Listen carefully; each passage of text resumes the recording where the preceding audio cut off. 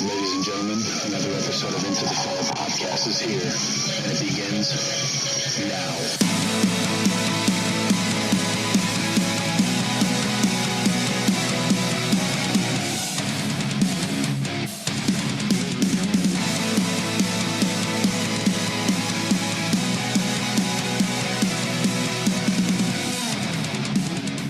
And now, your host, Eric and Sean Fitzpatrick.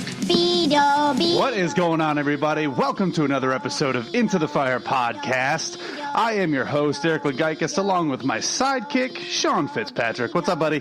Hey, everybody. Be-doo. Oh, man. So I always try to do some things that kind of catch Sean off guard. I don't tell him about some of the things that I'm going to play. Didn't know about that.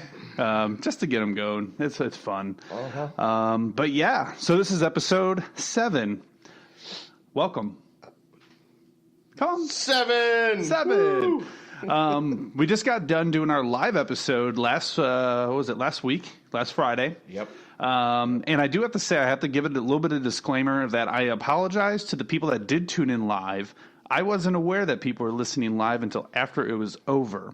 Unfortunately, we don't get notifications during the live podcast. We found out, unless you type into the chat room and say that you're there. So, if you want us to know that you're there next time we do the live episode, just type into the chat room real quick and just say hey, so we can acknowledge you, and that way I feel like we're actually not talking just to each other. We can talk to you since we know you're listening. But I think it went well. It did. We're going to work on also getting the word out a little earlier. Yeah, I'm gonna be changing the date for next week. I don't think a Friday night's going to be a good one. So I haven't picked the date yet, and that's my fault. Sean will be out of town, so next live episode will be me, unless I can find a guest to come in. He's looking for a co-host. I'm looking for a co-host, so if you listen to this and want to come join me next week, please let me know. But I'm looking at possibly Tuesday night is what I'm looking at for my live episode. Just because Tuesday nights are boring, there's nothing much to do, so why not listen live and come and chat? I'll have to see if I can tune in live from my location. Where are you going to be? Ish? You can't say? With the military. Oh, military. You can't say? It's private? No, just anywho, in the continental United States, unfortunately. Somewhere in the United States. Somewhere outside of the United States. Whatever. He's going to be gone, so I'm looking for a co-host, but yeah, so if you guys join us next time, just give us a little chat and just tell us that you're there. You don't have to chat the whole time, but that way we know you're listening and we can acknowledge you. Just a little hello. But I think it went well, and I'm excited about it. I'm excited to kind of see the future of the live episode and hopefully get some interaction, and it'll be fun. But it'll be really good. Sean, today we are talking about one of your favorite topics. One of my most favorite topics. Truck company operations. Sean is a truckie at heart. Even though right now he's not on the truck much, but he's a truckie at heart. He loves it. Yes. And if you listen in live or listen to the live recording, you know I just had completed teaching 3 days of a Fire Academy aerial operations class. So he's fresh. He's got a lot of stuff to talk about. So I'm just full of... I apologize ahead of time. He is going to be really wordy today on this episode, but that's all right. Wordy's good. Hey, wordy's better than dead air. It stinks when it was interesting listening to one of the guys in class say, oh, so I guess now that I've taken this class, I can't continue to say, cancel the truck. I go, nope. And yeah, if you listen to the live episode, you heard us talking about that as well too. And I was saying in our live episode is that you can't. Once you take that class, you can no longer make fun of a truckie. So I haven't taken the class yet, so today should be very interesting. So he's going to try.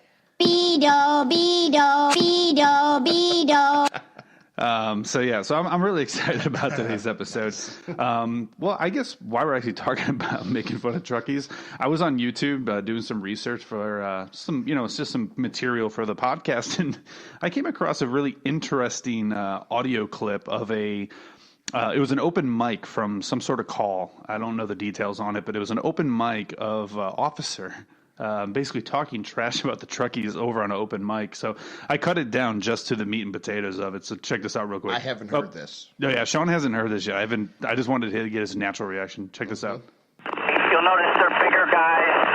Their knuckles are rough draw because they walk like monkeys on the ground, dragging their arms, and they beat down doors. But ain't nobody going in if the engine crew doesn't get in there with the wet stuff on the red stuff. Okay. Oh my god! Live on an open mic, and he had several people this whole time. If I played the full thing, which I'm not going to, if I played the full clip, there's like people like constantly open mic, and it was actually pretty funny because he went on a little bit more after that was over, but it was pretty funny because he was talking about the truck basically blocking some sort of like hose access or something. I don't know, but he sounds like a chief officer. Well, who may not know the importance of what the truck company does. And I think it was because they kept calling his like car sign, and they kept saying 512. So I'm assuming based off of where, and again, I mean that could just be me assuming that's what the number system is, but 512, I'm assuming that's probably somebody who's some sort of duty officer, company officer, or whatever. Yeah, chief officer of some sort. But I thought it was pretty funny when I heard that. I was like, I gotta play that. Just because I haven't taken Aero Ops yet, so I'm still Truckee versus engine. So you can still be hangry and angry and upset and correct. It's all right. Well, before we get into the episode about truck company operations, I wanted to get back into our tribute to the fallen. We did not do it on the last episode, and I feel really bad that we didn't get a chance to do it, but I want to get back into this and make sure that we do it. And unfortunately, there's 7 to report.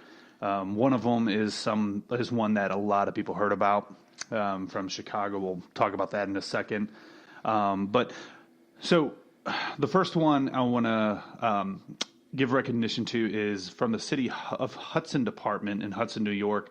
Mark Graziano. He passed away on May 9th. William Brinza III from Cowskin Rural Fire Department, which is out in Oklahoma, passed away on May 12th.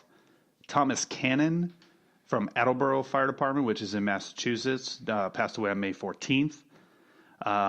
Tony Spencer III from Englehard Fire Department, which is in North Carolina, passed away on June 3rd. Grant Froman from Dover, which is up in Pennsylvania, passed away on June 6th. This one's kind of sad. Dakota Snavely, Snavely, from Eastside Fire Department, which is in North Carolina.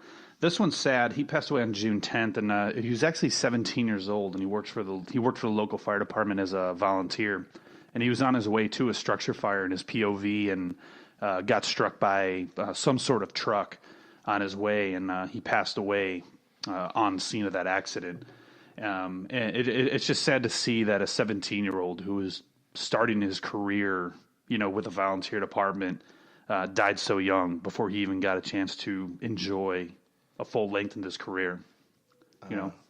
Small correction: he was actually going to a water rescue. Oh, was it a water rescue? I'm sorry. Morrow Mountain State Park. Sorry, it was a water rescue. I thought it was a structure fire. Nope. I didn't have the details open. Thank you for that.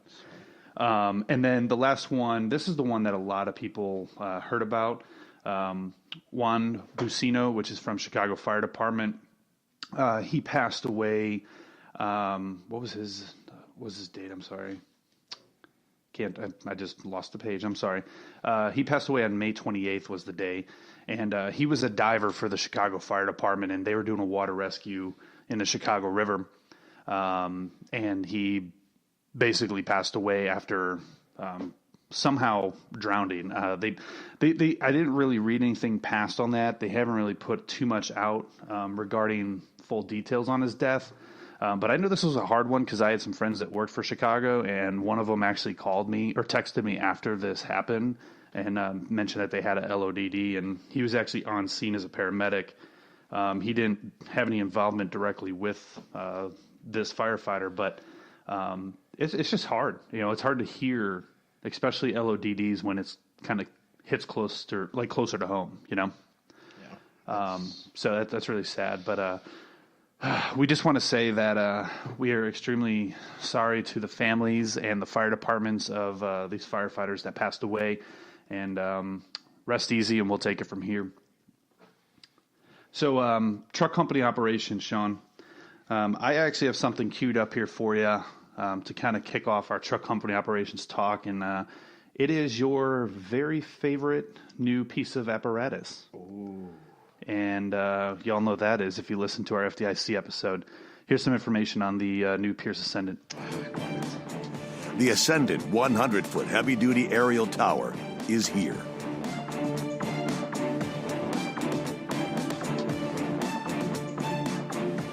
With more agile length, weight-optimized design, and easier positioning. Go safely with maximum drivability and visibility. Go boldly with shorter overall length and height.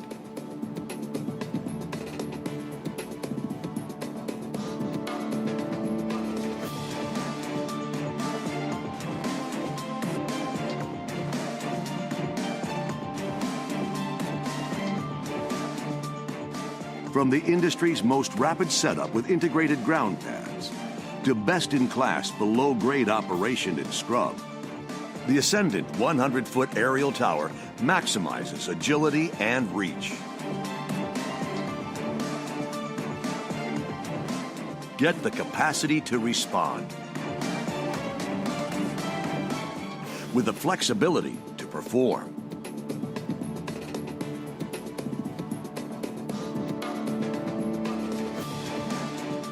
No comparing. No complicating. Refuse to compromise with the unmatched, unrivaled Pierce Ascendant 100-foot heavy-duty aerial tower. Sean over here is like drooling. It's such a game changer. And we talked about that during our FDIC episode, Really but I figured it was a perfect intro into our truck company operations. And the main topic of our truck company operations that we're going to talk today is from Chief John Mittendorf, who is a retired chief from Los Angeles City Fire Department.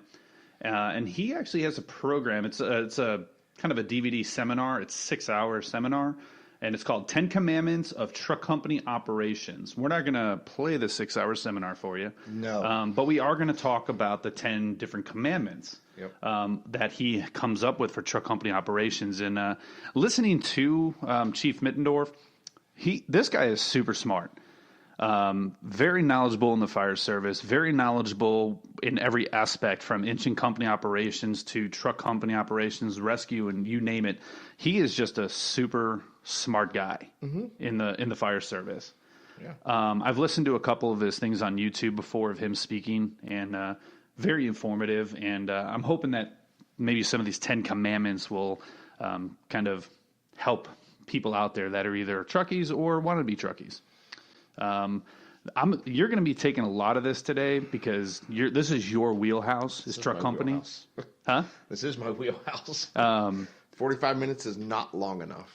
Yeah, I know. But like truck company operations, that's something that's your wheelhouse. I mean, I have a little bit to put into it, but this is going to be yours. But Let's talk about the first one. And the first commandment that he talks about is don't forget your primary mission.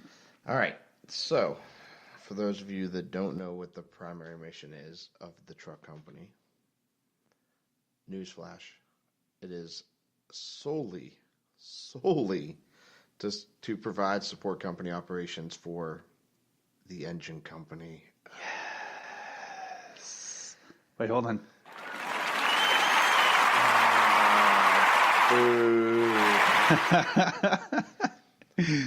On the fire ground, that is the sole purpose of the truck company, to provide those support company features and operations and everything just in support of the engine company so that they can get in, their life can be easier, and they can put the water on the fire. But without, and we talked about this before in engine company operations, the episode, is that like you said, they're there for support, wah, wah, but without the truck company, the engine company can do a job, but it's not going to be easy and sometimes impossible to even do. So they do play that pivotal role that we need as engine company operators. So they do. And a lot of engine companies, no matter how you cut the cheese here, for lack of better terms, everybody performs truck company operations on the fireground. Whether you have a truck or not, or a Quint or anything, you are performing truck company duties on scene. Yeah. You have to. You have to. Well, yeah, I mean, you definitely need to know all aspects, and I mean that's why in the academies we teach things like forcible entry and different aspects that are typically a truck company operation job. We teach that in the academy because you need to know the basics because you never know when that truck company is not going to be there. Yeah, you know, I mean, you're doing it. It's it goes back to the slicers or the Recio VS. Everybody is doing the same thing. Yeah. Truck company or not, you're doing the same thing. Well, so number one was don't forget your primary mission. Number two is kind of perfect because we just started talking about it, and it's the basics before arriving on scene. And that goes back to all the way to the academy. Oh, yeah. I mean, it's the extreme basics. You don't want to overcomplicate things. No. The fire is not overcomplicating things. The fire is the fire. It is the way that you deal with it and the way that you combat it and think 2 steps ahead of it or continuously look to see where you can get ahead. And that's how you make the difference. Yeah, and that's why we teach a bunch of different things like reading smoke and just reading things about a fire. Like you can learn a lot through reading smoke, and you need to know that as a truck company and an engine company guy. So that kind of goes back to the basics of knowing what you have. I mean, we'll get into it here a little bit later, but you also have to know your building construction. Yeah. You have to know what it's going to look like. The engine company initially on the way in should be poking holes in the ceiling if you don't have a truck company. Why? Fundamentals. You don't want the fire to get above you or behind you. Yeah. That's it. So what other, do you have other basics like that you need to add? So the basics would be just positioning. Keep it super basic. So you either pull past on an engine company or you just hold short and let the truck company get into that spot if you have one. Yeah. You don't overcomplicate. You get there. If you need to force a door, 1 person, 2 person, however you need to do it, just make it simple. Yeah. If you need to get on the roof to do it and you have an aerial device, then use it. Yep. And I think I'll add on to that too. To the basic part of it is tools. Know your tools. Yeah. Because it doesn't matter if you know how, like the logistics of how to cut a hole or where you're going to cut it. But if you don't know your tools and practice with your tools and get comfortable with them, you're going to do. They're useless. Yeah, they're useless. You're Absolutely. better off throwing them out the window or toss them off the roof. Just know how to put your roof hooks out expediently on a roof ladder. Yeah. Know how to throw a ladder. Know how to throw it by yourself and get it to where you need it to go. Know the different ways you can do it. How can I move it? How can I put it there? Get comfortable with that chainsaw, not just on the ground. Get comfortable with that chainsaw on an angle on a roof ladder. I mean, shoot, I taught almost 14, 15 high school kids how to use a chainsaw on a roof prop. Now, you're not really high off the ground, but still, we left there with 0 injuries. Yeah. Nobody cut themselves. Nobody broke the saw, and nobody ripped into their bunker gear or their chaps that they were wearing. And I think the most important thing of that is not just that they weren't at the typical height. It was just the fact that they were at an angle that they can get comfortable with. Mm-hmm. Once you're comfortable with that angle, it doesn't matter how high that roof is. No. You just have to be comfortable with that angle. I mean, there are some pitches, what we used was walkable. Yeah. It's not long enough for the 14-foot engine company roof ladder, but... And if it's a stream angle anyways, you're going to try to maybe cut it from a bucket or something. Yeah, I'm going to try cutting it from the tip of an aerial. Yeah. Or the platform, depending on what I have. Yeah. So, that's it. This one, I could put some input on because I just got done taking an IC 300 class. The third one is manage the IC system and do not let it manage you. I think that's I think it's good. That one could be honestly for all aspects, not even just truck company operations. Oh, yeah. That's a good commandment to have for the whole fire service. I mean, we could talk about some your span of control there too. Yeah, just all of it. If you're assigned to how do I want to put it? If you're assigned to one of the floors or a division, or you're the division leader or the division supervisor, however you want to term it, you can follow the ICS and it'll tell you exactly what you need to do. And your span of control is still 3 to 5 with, 3 to 7 with 5 being optimal. Yeah. So I think managing the IC system is, and that's something that I learned in the IC 300 class that I just got done taking, is that like managing that system, it is crucial. It is 100% crucial, not just to the success of the individual jobs, but obviously the success to the whole thing. And that's something that I really got to learn how to grasp. Even though the IC 300, if you ever take it, it's a very, very dry class. It can be, but the material, it's got some great material in it. And it's got some good information in there for people that are on their way to becoming an officer, and running a scene. And, managing the IC system, if you let it manage you, it's just going to throw the whole operation off. Because once you're thrown off as an IC, or even just whoever you are in command, the whole thing is going to be thrown off. The engine company is going to be thrown off because everyone's looking at that IC system to mitigate this scenario. Yeah, because that's my big word of the day, by the way. Mitigate. 10-cent word. But with the incident command system, you need to get on scene. You need to establish it early. Mm-hmm. You need to know where your people are. You need to know what's going on. So the truck company is crucial in reporting, hey, I'm up on the roof. These are the conditions. It gives the incident commander that picture. The incident commander, in my opinion, should not be standing in the front yard at the doorway. The incident commander could, in theory, and should realistically be a couple houses down, sitting in the car, windows up, heat or air on, depending, ignoring everything else around them, and just listening to the radio. Yeah. That mental picture that the company officers, that the truck company on the roof paints, that the search team paints, that the engine company is painting, that should be all that the incident commander needs in order to run that scene. Yeah, and in doing that, you need to make sure that whoever is running those, the engine, the truck, whatever, that they know this IC system. Yeah. Because you could have a great IC commander that has a great IC system, but communication on the other side of it's minimal or lacking or whatever you want to call it, and it's just going to throw everything off.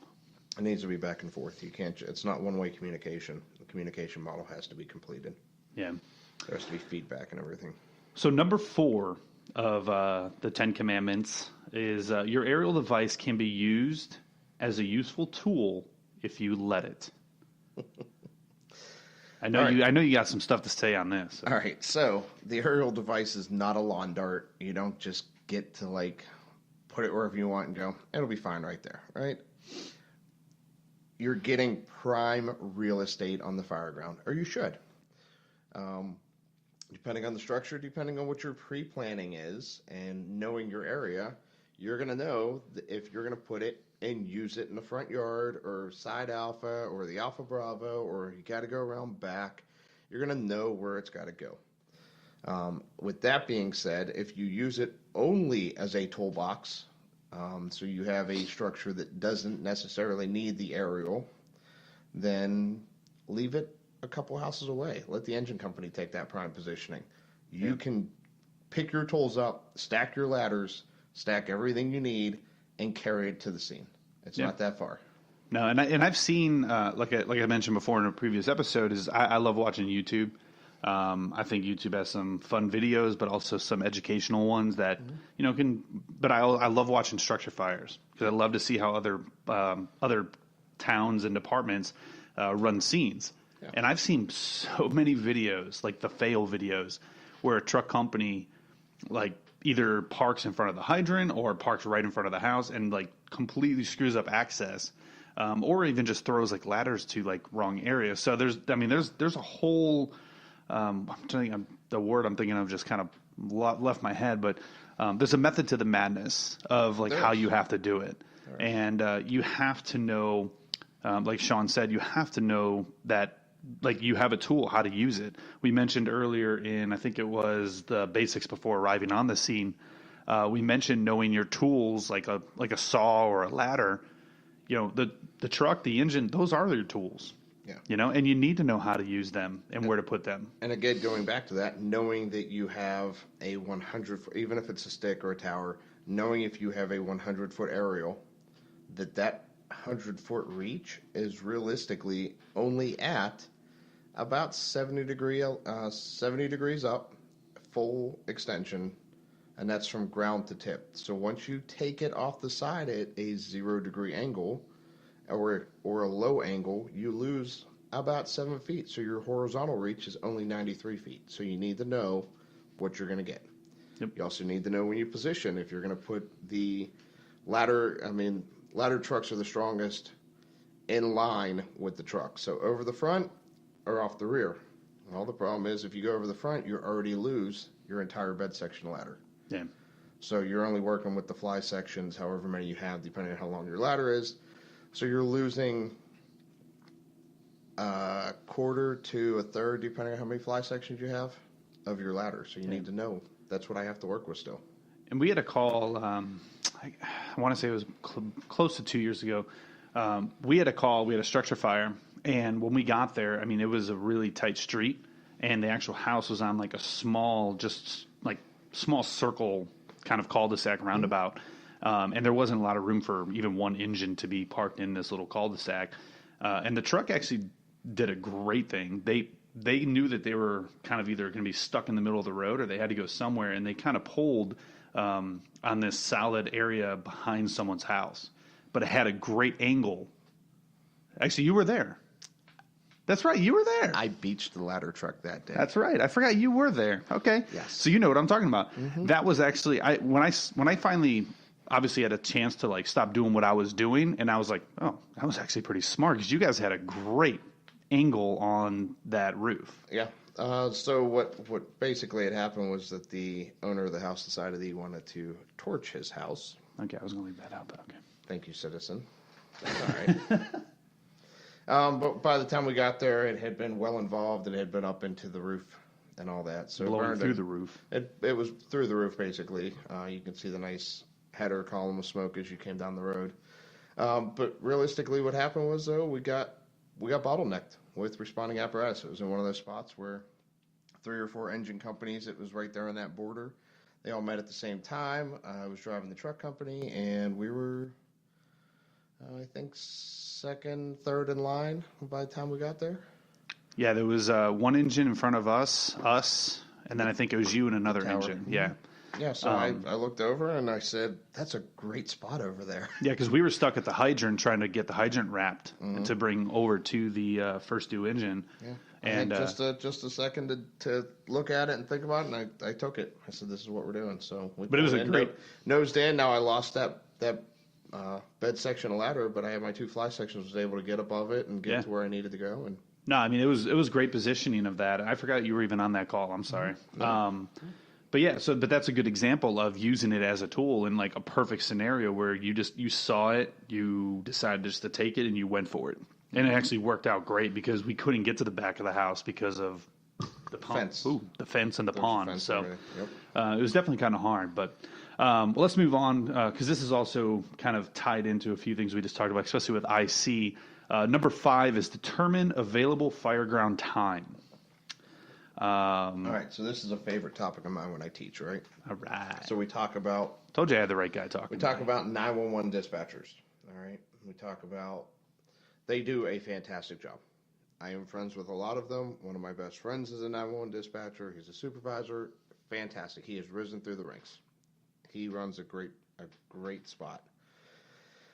So, by the time, say Eric notices a fire. We'll say it's 3 o'clock in the morning. Eric's a newspaper delivery boy. He's out there chucking papers, and he comes across somebody's house on fire. Okay. So 3 o'clock in the morning, he picks up the phone. He calls 911. He doesn't know where he's at. They have to go ahead. They ping the cell phone tower. Okay.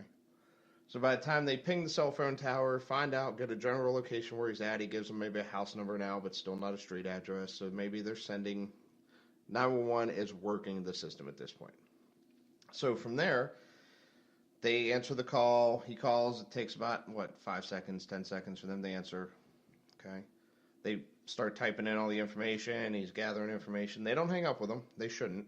And he shouldn't hang up with them. And all of a sudden, takes about 2 minutes and they dispatch units. All right. According to the NFPA standards, you have 2 minutes from the time you're toned out, realistically, to get on the road. So now you're looking at 4.5 minutes. Say it's at the extent or the far end of your response district. And now you're looking at another 5 to 7 minutes to get there. So realistically, so you're 4.5 to, so you're 9.5 to 11.5 minutes or so. Plus, Eric drove up on it. It was showing its ugly head out the window, or self-vented. How long has it been burning? Did he open the door? Did he kick the door in while he was on the phone with 911 to look for people in the house? Is it now a ventilation limited or a ventilation controlled fire or a non-ventilated controlled fire, ventilation controlled fire? So realistically, the newer houses with the pressed wood I-beams and the glued together everything and all that fun stuff that all these builders and they're making and they're engineering because it's so awesome and so cheap and it's so great to use, is making our job and our life so much more difficult. Because now that 20, 30 minutes you had with structural members is now cut down to 8 minutes. Yeah. Maybe. And like you said, you look at the combination of that pressed wood and like the use of the gusset plates and everything. There's, sadly, it's coming down quicker than it ever did before. So absolutely, it sucks, and they're burning hotter. They're coming down quicker. Yep, and it's burning a lot hotter. So now we're at a point where the incident commander, the IC, and all that, and the knowing and pre-planning and keeping it basic and just everything. Your fire ground time is cut in half, if not even a quarter of what you used to have. Yeah. And then it flashes on you. Yeah. So, I mean, I don't even have to add anything to add to that. That was perfect. That was dead on perfect. All right, then. But, I mean, no, it's true, though. I will add a little bit to it. But, I mean, Sean, yeah, he hit it right on the head with that. And, yeah, it's the time we just recently did some things with our fire department going over times, like past times. And you really look at when dispatch got the call to the time that you go en route and you're like, whoa. And then to the time you get on scene, there's a huge gap. There is. And then sorry. No, and it's because most 911 centers, I'm not downplaying any of them because the 911 dispatchers do a fantastic job. Mm-hmm. They are the ones, that is where my pre-plan starts. That is where my game plan, riding in charge, getting on the road starts with there because they're painting a picture from what they're receiving. They're receiving that information and painting the picture for us on the way. Yeah. But where I was going with that, though, too, and I mean, just reiterating kind of what you said, is that, between the time that they receive the call to our response time to when we're actually on scene to when we have everything pulled to even fight a fire, there's companies out there like NIST and UL laboratories that have like shown that with modern technology, modern like builds and also modern like furniture that you put inside of a house, there's houses going completely up into flashover within like 7 to 10 minutes. Mm-hmm. So you think about really you think about what your response time is. I mean, man, time is crucial. Yeah. And speaking of time is crucial, we're going to kind of hurry up here. Okay. So hurrying up, everybody. Yeah. So with number 6 is evaluate and set priorities. I think that's kind of goes with the IC. Yeah. Life safety. Yeah. So evaluate, set priorities, your scene safety, or your life safety, all your mitigations of the scene.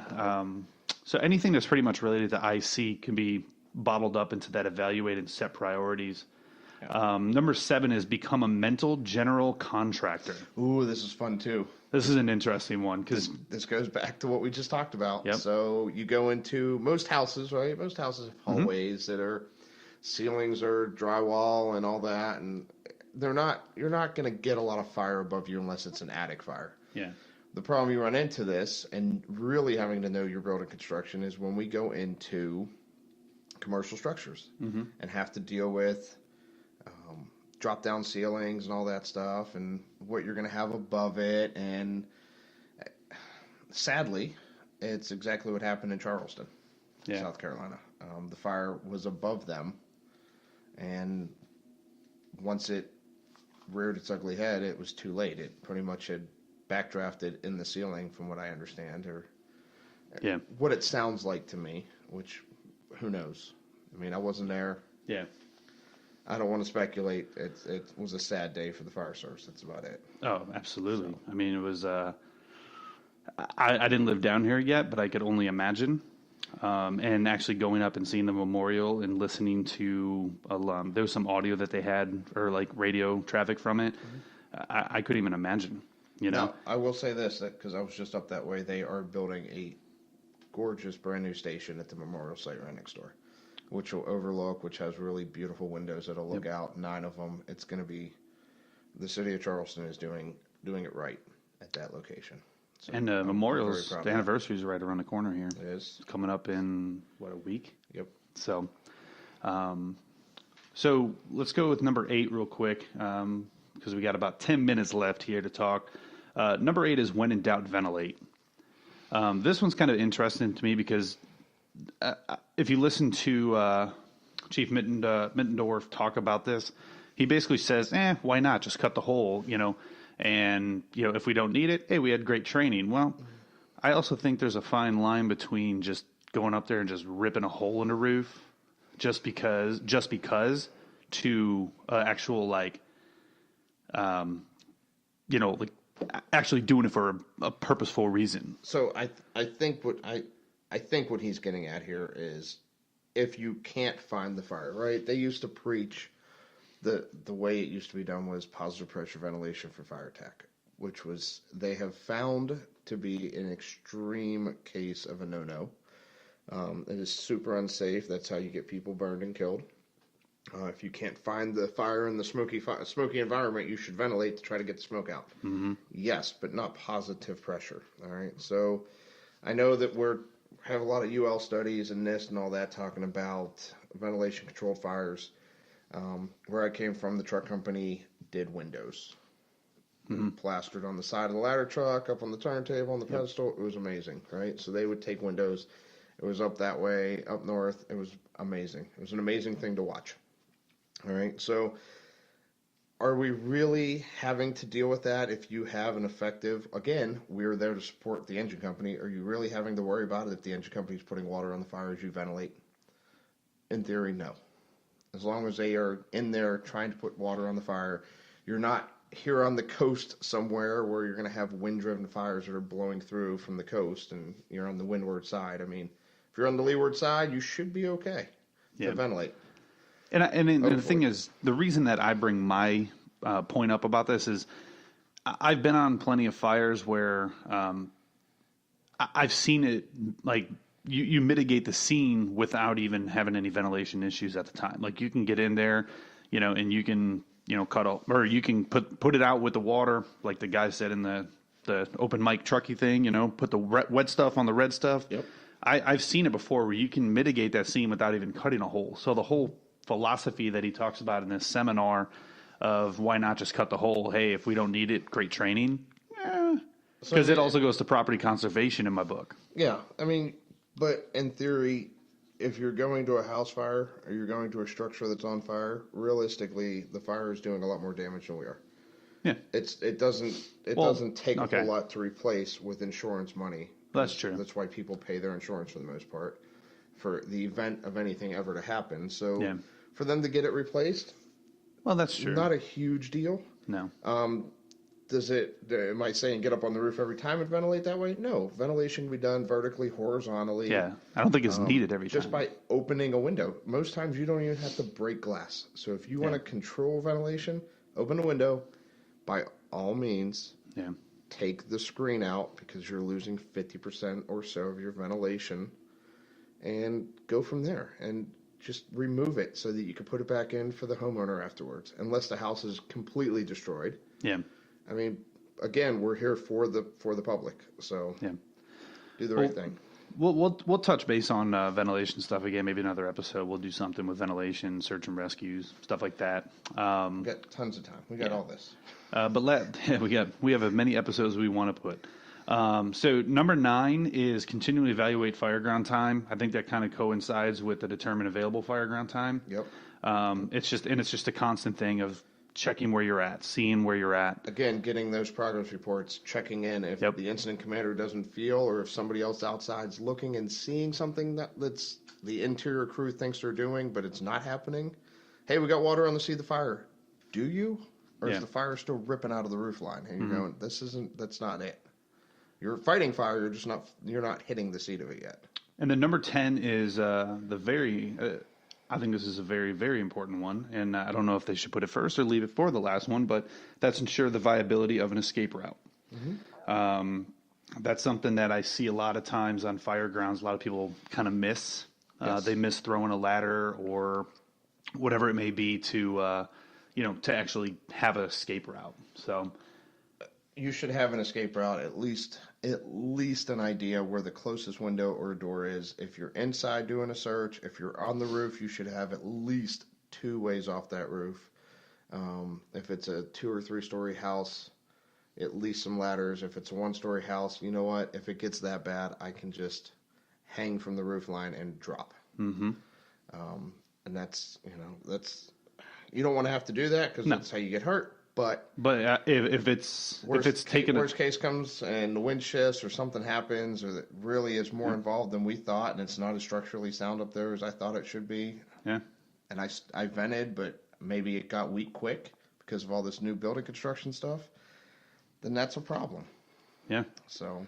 And I agree. I mean, if I have to, if I have to bail out of a window and drop a little bit and maybe have a broken leg opposed to being burned to death, or run out of air. Yeah. No, I'll drop and break my leg. Absolutely. I will do that any day of the week. Yes.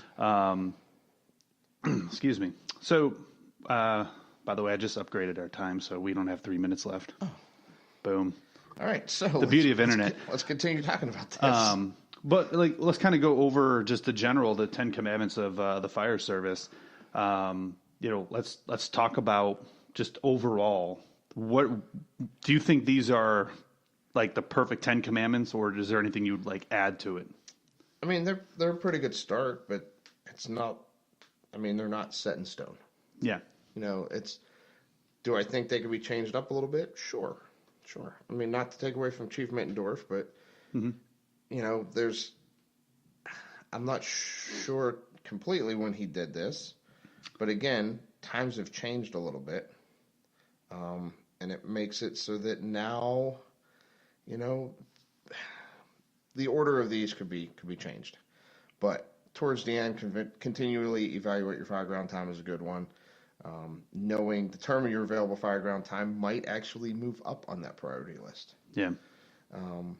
Knowing collapse zones would be another one, especially with setting up the aerial device. 1.5 times the height of the building.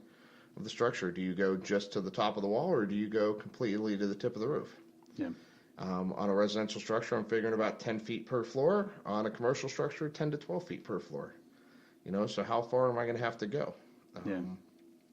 If we get to a commercial structure, a hotel, something like that, am I taking into account that my first and second floors are just one floor, and that it's a giant foyer entry right there, and that's it's their meeting breakfast area and it's 2 stories tall, or, when I start counting floors if I need to, if I haven't pre-planned, or if I'm riding there for the day and moved over from somewhere else, I need to, hopefully somebody else in the truck has that pre-planned information. Yeah. And I'm not sure how other departments are set up, but I mean, we're set up fairly well for that. Yes. To actually have, we have, not only do we have computerized pre-plans. One more time with that? Pre-plans. It was a tongue twister. Not only do we have computerized pre-plans, yes, we also have the book pre-plans in our engine still, for the most part. I think some of them took them out, but this technology can fail. Yeah, and but it's good to have that backup of somebody in the back seat on the way to the fire to pull out the actual physical printout of it and just kind of see what you have going forth, especially if it's a business you haven't been to in a while that could be tricky. Yeah. or who knows what other hazards are located there. Yeah. So you run into that. And then talking about positioning again, if we're going to continue talking about truck company stuff, is do I park on the corner? And if so, do I leave it there, or do I leave it so it's mobile? I think you should at least find a spot, park it, land that thing. Going back to positioning, own your space. Own that space. So as soon as you get there, as soon as that aerial operator gets there, those outriggers should be out. Why? Because well, we apologize, everybody. Unfortunately, I don't know what happened, but our audio just completely cut out on me. Even though we have a 3-hour time window that we could go from, for some reason it just shut itself off at 45 minutes. I looked into it. I figured out the problem. So I just wanted to apologize to everyone and let you know that we just did not end the podcast abruptly for no reason at all. But truck company operations, that's something that we're going to continue talking about in future episodes because everything kind of ties in, especially with the fire service. But if you guys have any questions and you want to, I guess, kind of be a part of the conversation, I'm going to post these 10 commandments of truck company operations on our Facebook page. Go ahead, add some comments. Tell us if you use some of this stuff. Tell us if you've ever taken this seminar. Let us know. We want to know. We don't want to just sit here talking to ourselves and high-fiving each other. Nope, that's not what we're all about. So be part of the conversation. And remember, this coming Tuesday, which I don't even know the date of it, to be honest with you. I don't know the date of everything most of the time. But next Tuesday, which is... actually, I can't do that next Tuesday because guess what I'm doing? I'm working at the firehouse that day. So next week, let's go Thursday. Next week, Thursday, which we are going to go live once again on ITF Live. I'm looking for someone to kind of join me because Sean will be out of town with the military. But we're going to go live once again with ITF Live. So if you guys want to join in, please join us next Thursday for ITF Live and come join the chat room. Also, if you want t-shirts are still available. We're doing some pre-sales still, so just shoot me a message on Facebook. Let me know what you want, what color, what size, and how many you want, and we will go from there. Ladies and gentlemen, thank you so much for listening to Episode 7, Truck Company Operations. You have a wonderful day. Bye!